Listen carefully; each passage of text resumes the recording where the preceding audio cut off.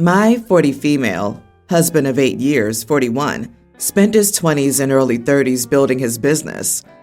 Part of why he turned to being an entrepreneur was he had a tough time holding down jobs, to the point that having a business was the only way he could earn money.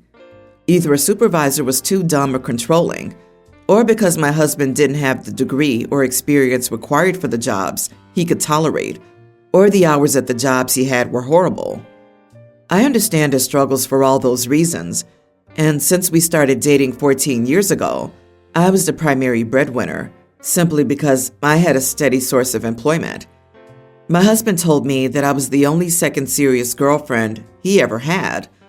He did a few hookups here and there before we met, but mostly with women much older than him, who never went beyond one-night stands. When we started dating, he would always actively try to pursue me and telling me how lucky he was to have me, saying I was worth the world. Flash forward nearly a decade and a half, and now we're married with 2 young daughters. Things started working out for us around 5 years ago, and I've never been anything but supportive. I quit my job to take care of our kids after he moved us to a lovely suburb. But these past few years, he's been treating me differently. Like me, our daughters are a source of annoyance. He's part of many professional organizations, and his own company loves a good party, but I'm increasingly not his date to any of them. When I'm alone with him, he at least talks to me, but if a beautiful girl joins the group, it's game over for me, and I'm excluded from his social interactions from that point forward. He talks to people within earshot about how beautiful this or that woman is. He tells me he's allowed to find other girls pretty. The final straw was during a company family thing when my daughters and I arrived, and my husband ignored us until somebody said hi to us. Then he waved his hand at us like he was bashful of our presence and dismissing us. In addition, the way his younger employees acted towards me made me suspect he was lying when he said he was going to these things without a date. Now we're in therapy, and my husband says he wanted 2 years of a test open marriage, where he could explore himself in a way he was never able to in his 20s.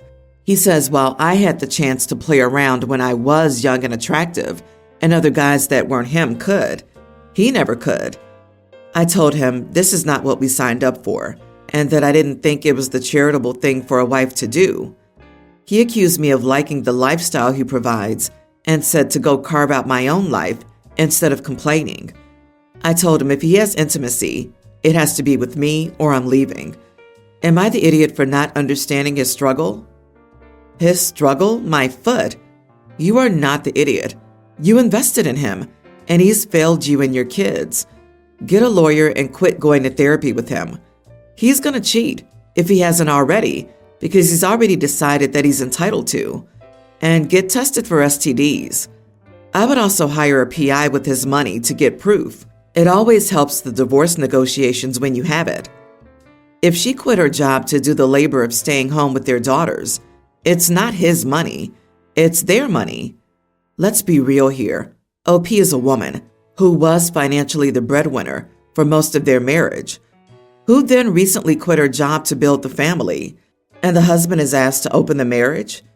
50% state or not, she'll end up getting the lion's share of finances, child support, and alimony enough never to work again. There isn't a court in the Western world that would side with the husband in this scenario. Also, he'll likely be forced into selling the business or buying her out at a substantial rate, since she was the primary breadwinner and has built up equity since the beginning. Yeah, that business is marital property. Take it, OP. Consult a lawyer ASAP. You supported him for 14 years, and now he thinks he can buy women who will have him since he has money? He would be nobody without all the support, emotional and financial, you gave him. Don't let him treat you like a doormat. And think carefully about what example you're setting for your daughters. I hope your second husband is nicer. My husband, 40, and I, female 38, have good jobs. We tried to have children for years and tried multiple rounds of IVF. But in the end, we decided to accept that it was not happening. We are now a 2-income, no-kids family. On the other hand, my sister was a single mom of 2 by the age of 26. Never married, kids have 2 different dads and both left. Then met a single dad of 1, so a total of 3 kids in the house, and married him right away. Since then, they have had 5 more kids, a total of 8. Now she just announced she's pregnant again. She doesn't work. He works long hours and doesn't lift a finger at home. Now my parents and sister are pressuring me to pay for my nieces and nephews' nanny. I told them my sister made a choice, so why should I sacrifice my savings? I paid for my college and saved up instead of splurging. My sister said my nieces and nephews are the closest things I have to a child, that I'm selfish for caring more about my dog and cat. I always buy my nieces and nephews presents. She's referring to my pets being loved by my husband and me. My parents call me selfish and jealous because my sister can have beautiful kids and I can't. Am I the idiot for not contributing to my sister's kids' nanny? My parents call me selfish and jealous because my sister can have beautiful kids and I can't. Wow, that's an indescribably cruel thing for them to say. Your whole family has serious issues. Not the idiot. She shouldn't keep popping out kids if she can't care for that many or make the money to look after them. Birth control is cheaper. She should try that. Exactly. How horrible. It's your turn to be offended. I would contribute to pay for your brother-in-law's vasectomy. Holy heck, dude, get off of her, especially when you're not helping her. OP, not your kids, not your responsibility. Honestly, I would stop communicating with them and buying stuff for her kids. Consider hiring a nanny/companion for your dog and cat for during the day to keep them company.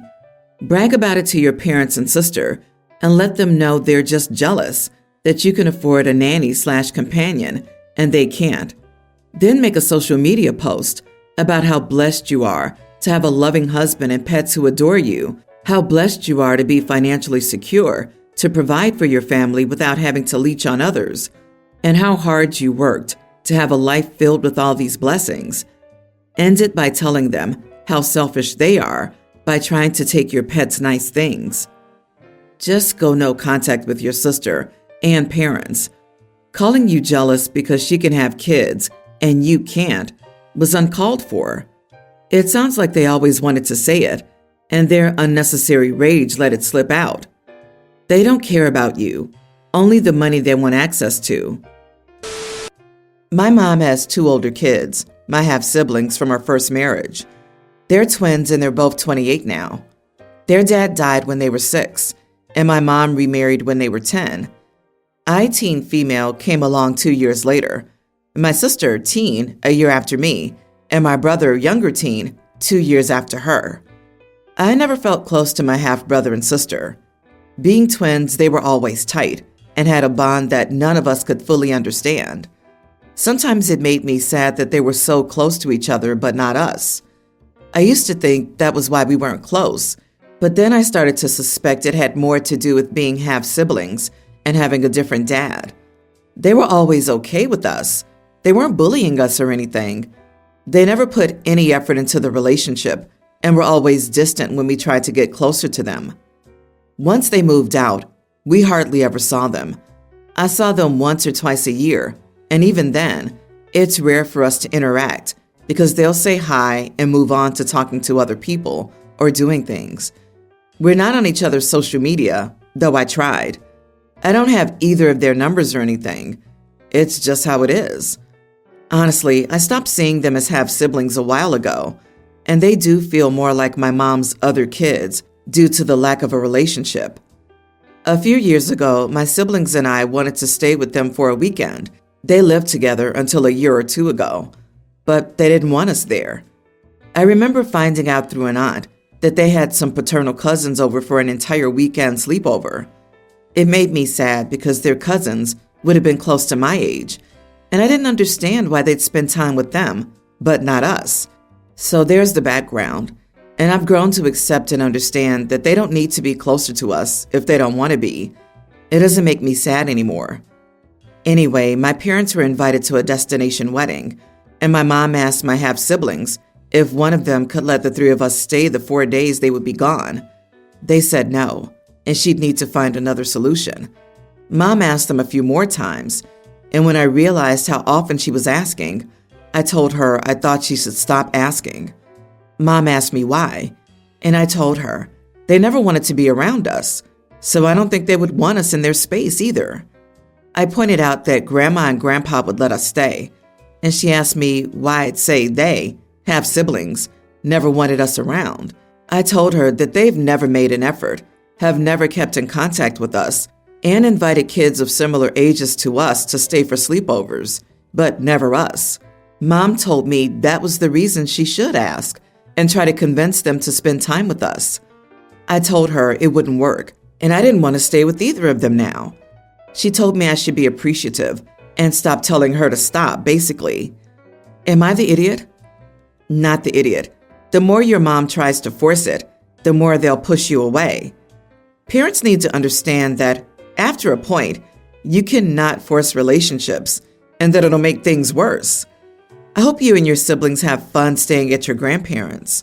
Maybe your elder siblings were emotionally forgotten once Mom started her new family, or used as babysitters so much when they lived at home that the relationship was tainted beyond repair. Mom still expects them to step up when they resent the second family. I would message the siblings directly. Say you're very sorry that your mom keeps pushing the issue, and you've asked her to stop, as you've accepted their answer from the beginning. At least then they can't blame the issue on you. Man, OP can't message them directly. She has no way to contact them. She doesn't have their numbers or social media. OP, congratulations. As a teen, you already have a firmer grasp on what reality is and the maturity to accept it more than your mom does. Your life will be easier if you ignore your mom's delusions. It doesn't matter anyway. Focus your energy on issues that impact you. My son, Corden, teen, is a wrestler and struggles with being bipolar and bulimic. He's been in therapy since last year, after his mom and I started getting a divorce, and he wasn't taking it well. Things got so bad that he had to quit wrestling after his coach caught him throwing up in the bathroom.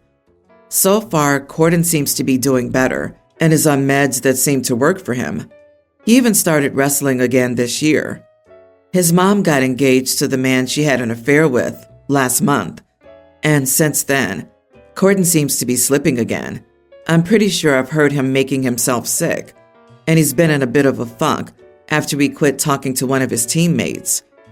After one of his therapy appointments, I spoke with his therapist about my concerns and how I could help more if I felt Corden was sinking again. He kind of slyly told me and my ex that maybe he might be scared of coming out to us, and he had a breakup. Luckily, Corden was waiting in the car and didn't hear that. I was furious, not because my son is gay, but because he didn't get to tell me himself. I cussed his therapist out on the spot and told him how unethical it was for him to tell me what he and Corden had talked about and outing a teenager. I threatened to report him after he said he was trying to help us. Later, my ex tells me she thinks I overreacted and that maybe it would be good to be in the know without Corden knowing. Am I the idiot? Not the idiot. What that therapist did was irresponsible. If they did this to someone with phobic parents, they could have put the kid in great danger. This needs to be taken seriously and reported, as this may not be the first time this has happened and may not be the last. The therapist should have talked with your son about finding a way to open up to you safely. They've destroyed all sense of trust your son had in them and likely undone a lot of work. It would be best if you found a new therapist for him. Oh my God, I wish more parents were as fast as you to call out how horrendous and dangerous it is to our kids, particularly those still dependent on their families. Of course, the cheater thinks hiding things and manipulating people is fine. The value of her opinions on ethics and morals is less than that of words. Don't pay attention to your ex's opinion. You look after your son's well-being, reassure him he's safe with you, and you love and support him no matter what. A licensed therapist here. That's wildly unethical and illegal, and I would recommend reporting this breach of confidentiality. Your state will have a behavioral health board website, and there's a link on there to report issues. You can also use this to look up their license number if you don't already have it, as that would be needed. Your son's therapist is a huge idiot. He's taken such a beautiful sacred conversation from your son. I'm absolutely furious on behalf of your son. I, 24 female, am married. I have 2 kids, a male toddler and a female preschooler, and another baby on the way. My husband and I are looking for a new place, as cohabiting is not cohesive with 2 families. My roommates, 23 female and 25 male, just had their first baby together. My roommate, we'll call her Jane, is married. My other roommate, who we'll call Tom, is not her husband. Jane is currently fighting for her divorce and has 2 other kids, toddler, male and female, with 2 separate men who are not her husband as well. She doesn't have custody of her other 2. Jane and Tom do not have jobs. Jane's grandmother has been supplying diapers and wipes for the newborn. I recently refused to buy more distilled water for the newborn bottles. My kids drink juice, tea, and milk, and even occasionally soda, preschooler only, and she gets half a toddler cup. They drink tap water. I have no need for distilled water currently. I also told Tom he needed a job because my husband wasn't paying for his and Jane's child. They both seemed very upset about this and threw in my face that my family and in-laws regularly help with basic things for my children when we struggle. I pointed out that they do, but it's not constant, and my husband does have a job to support the family he chose to make. Jane has been normal to me, but Tom treats me like I'm a major idiot. So am I? So neither one has a job? She has a husband and a boyfriend, and 2 other children, neither of which are her husband's, nor does she have custody of them. And they thought it would be a good idea to have a baby? Wow, I wonder who will get custody of this one when she loses it. Seriously, not the idiot. How you put up with that is beyond me. Jesus, I'm confused. You both have a bunch of kids at such an age. Anyway, you don't owe them anything. Their child is their responsibility. And how are your family and in-laws helping with family matters related to this? Jane and Tom are just your roommates, right? Regardless, if they don't have jobs, they need to get their crap together because providing for their family is their responsibility, not yours or your family's. How do these freeloading losers pay their rent? At the moment, my husband is paying for it. Luckily, we live in the same town we went to high school in, and the landlord was nice enough to charge us way below market value for rent. We've all known each other since the 8th grade. Jane was homeless. Tom took her in. They started dating, and she got knocked up within a month. My family went through a crisis involving a house fire. Both groups needed a roof over their heads. It was a fast solution in less than perfect circumstances. So they don't pay rent. Why are you even asking if you're the idiot? If you continue to put up with this BS, then yes, you will be the idiot. Why are all of these people living in your home? No is a complete sentence. I suggest you start familiarizing yourself with the word. Also, it's not even recommended to give a baby distilled water. It is purified.